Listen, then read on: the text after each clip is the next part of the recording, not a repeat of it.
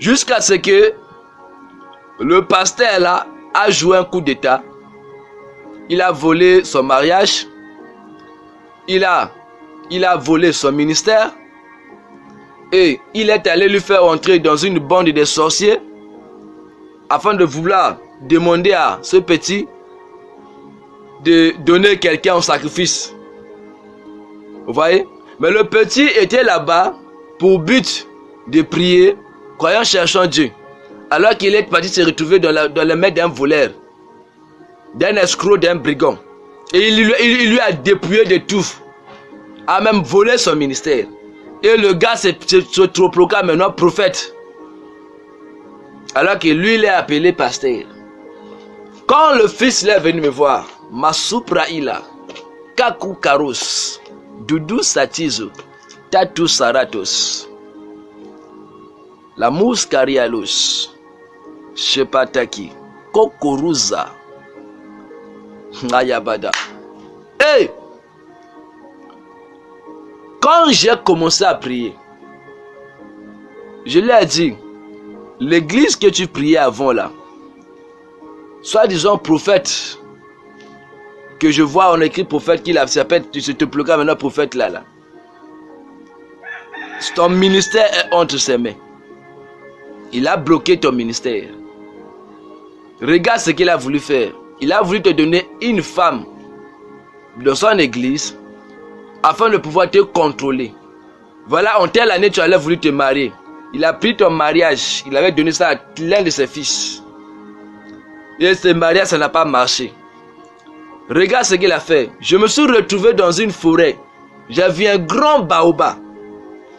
Et j'ai vu tous les sacrifices qu'il sacrifiait. Donc il a sacrifié des gens de son église. Il a dit, regarde ça. J'ai dit, tu as vu? Et je me suis retrouvé dans son église. Je lui vois prêcher devant le micro. Après je lui vois comme ça, il s'est transformé en serpent. Et Dieu, je lui ai dit, regarde, Dieu m'a dit, ce monsieur c'est un serpent. Et son alliance de serpent là tue seulement les bébés. Tue seulement les bébés. Et pour sa puissance, il utilise ses fils spirituels. Quand il couche avec les femmes, Ayabada. Il y a des choses, hein. Je n'ai pas dit le nom de quelqu'un. Mais je parle des choses qui se passaient dans un fils. Dieu m'a montré tout le film. Je lui ai dit, regarde, il t'enviait. Là où tu étais avant. Et le gars en question est allé, il est entré jusqu'à la famille de mon fils là. Il est allé collaborer avec ses parents, les choses comme ça là. Tout ça là parce que, pourquoi? Il avait la soif de la gloire. Et il voulait à tout prix opprimer cet enfant là et récupérer tout ce qui lui appartient. Et je me suis posé la question moi aussi.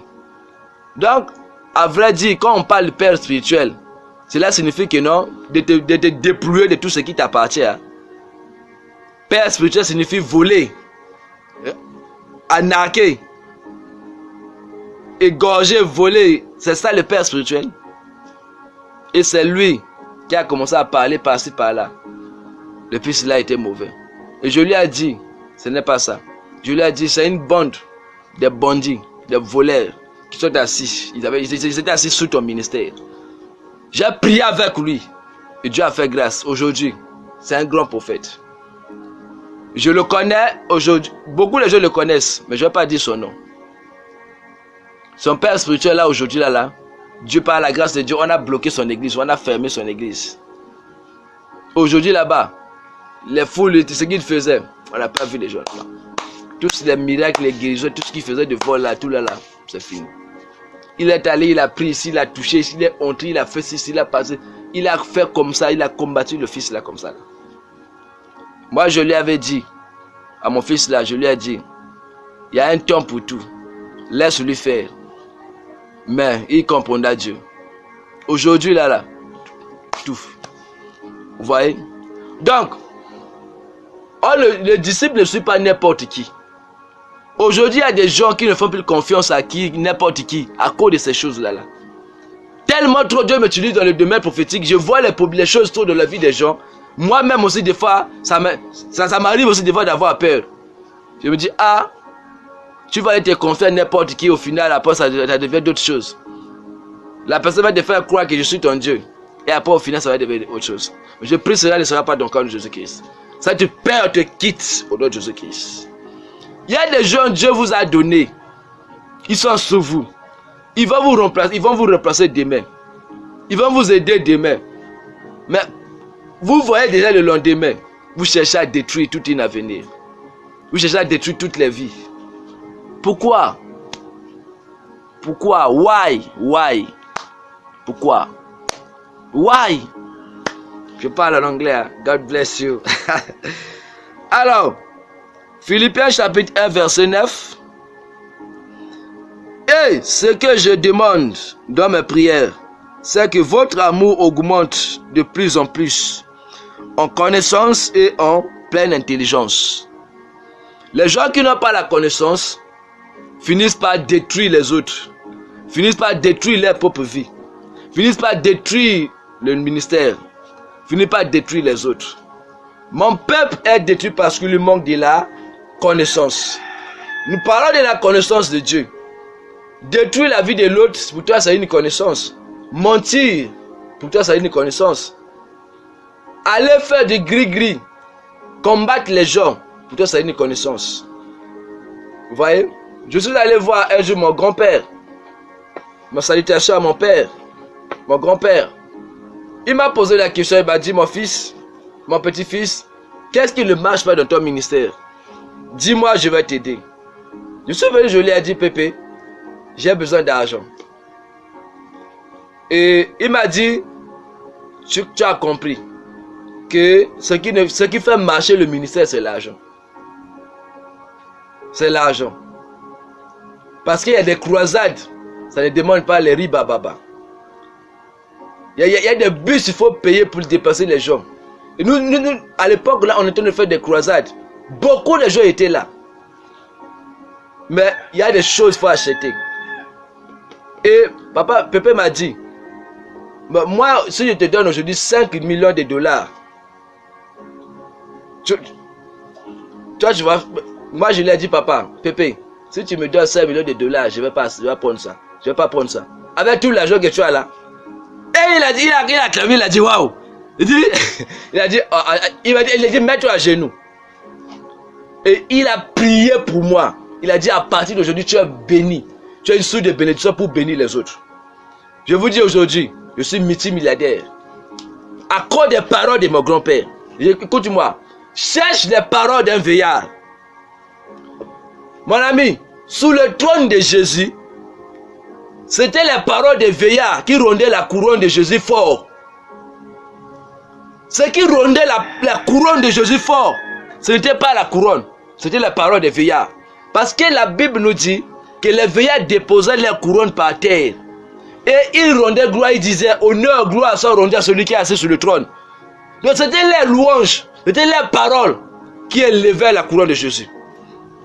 Mon ami, cherche les paroles des veillards qui va élever ta position. Aujourd'hui, béni Emmanuel Christos Kairos est parmi les gens, même quand vous voyez les gens parler dans les réseaux là, que non, béni est le plus, il est le multimillionnaire, multimilliardaire, parce que les gens sont tués, se retuent, même à chercher faire quoi que c'est là. Ils ont raison, ils savent ce qu'ils disent. Mais à cause de qui? Dieu a utilisé un homme, un veillard. Mon ami, même si tu es roi des rois, mais tu as besoin de la parole d'un veillard. Quand le veillard se procède humblement, il dépose sa couronne et il libère la louange sur toi. Oh, même les 4 êtres vivants vont aussi poursuivre. Quand les veillards déposaient la couronne, quand ils ont commencé à louer Dieu, à louer Jésus, la Bible dit que non, les 4 êtres vivants aussi se sont prosternés aussi, ont suivi, et ainsi de suite. Il y a des paroles d'un veillard petit.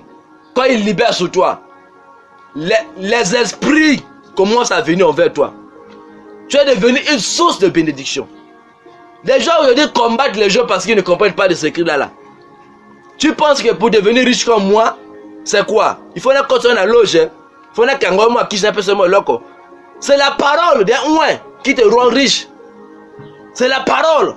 Maintenant, si maintenant, moi, qui a la parole, qui a une capacité de te bénir, de te rendre riche, prospère, tu attristes l'esprit de Dieu qui est en moi. Mon frère, tu es condamné dans la pauvreté. Jésus a dit, tu peux parler mal contre l'homme de Dieu. Tu as pardonné. Mais quand tu attristes l'Esprit de Dieu qui est en lui là, tu es condamné à être pauvre. Tu es condamné à être dans la malédiction. Tu es condamné à souffrir. Génération en génération. Parce que tu n'as pas blessé l'homme de Dieu, mais tu as blessé le Saint-Esprit qui est en lui. Et ce qui fait que la parole d'un homme de Dieu court avec vitesse, ce n'est pas la parole qui dit, mais c'est l'esprit de l'incarnation du trône qui est en lui. Et quand tu attristes l'esprit là, c'est fini pour toi. Quand Saoul a attristé Samuel, Samuel lui-même il pleurait. Il disait pourquoi il a fait ça.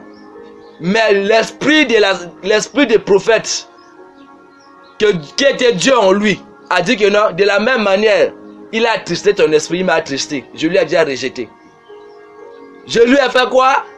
Quand Saoul a fait pleurer Samuel, automatiquement, l'Esprit de Dieu a rejeté Samuel, l'a quitté. Il est parti de résider maintenant à David, qui cherchait Dieu selon le cœur de Dieu. Après aujourd'hui, tu vas commencer à chercher Dieu, pas de l'hypocrisie. Il y a des gens qui ne comprennent pas certains secrets. Ils sont de l'ignorance. Ils pensent que combattant l'homme de Dieu en montant, en créant des choses, il y a créé un film, et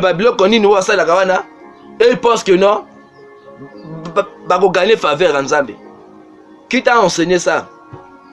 Et mon grand-père m'a décidé de donner 5 millions de dollars aujourd'hui. Tu vas dire que je me moque de toi. Mais je te fais sur des bénédictions. Aujourd'hui, je suis la réponse de mes pères. Je suis la prière de mon grand-père. Mon ami, auprès des grands, ne cherche pas d'abord l'air matériel.